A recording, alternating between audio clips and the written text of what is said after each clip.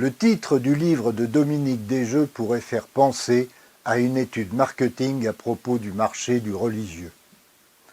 Intitulé « Le marché des dieux », il est vrai que l'ambiguïté peut laisser planer un doute, vite levé d'ailleurs par le sous-titre « Comment naissent les innovations religieuses, du judaïsme au christianisme ».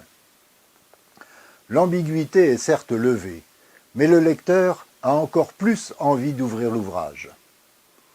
Dominique Desjeux est un anthropologue, spécialiste des organisations, de l'innovation et du processus de décision. L'originalité de sa démarche réside dans l'application des principes de sa discipline à l'apparition du christianisme. Il veut utiliser et appliquer une anthropologie des organisations aux phénomènes religieux. L'objet du livre n'est ainsi pas la foi, il n'est en rien théologique, mais relève de l'étude d'événements qui ont eu lieu il y a près de 2000 ans et qui, depuis lors, ont marqué l'histoire de l'humanité. C'est en ce sens que l'ouvrage paru aux presses universitaires de France en juillet 2022 est original et devient de ce fait particulièrement intéressant.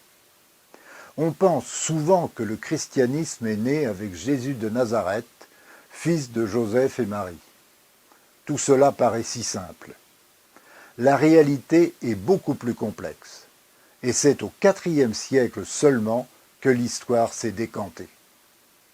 L'auteur se propose de décrire le chemin qui a permis le passage d'une société païenne, où les femmes et les hommes croient en plusieurs dieux, une société polythéiste, à une société où ils croient au Dieu révélé par Jésus, que les chrétiens appellent le Christ, en passant par le judaïsme et sa référence stricte à la loi. Cet itinéraire historique est une étude rigoureuse, une enquête qui porte sur les 8 siècles entourant la naissance de Jésus de Nazareth, de moins 400 à plus 400, période durant laquelle le christianisme s'est installé et a depuis connu le développement que l'on sait.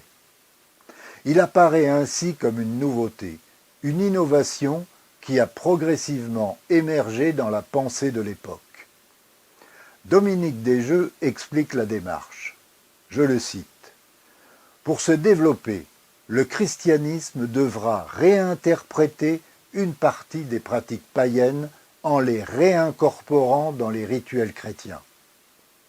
Le mécanisme anthropologique de réinterprétation, de traduction ou d'hybridation de l'invention est un des invariants des processus d'innovation. » L'apport de l'auteur est synthétisé dans ces 2 phrases.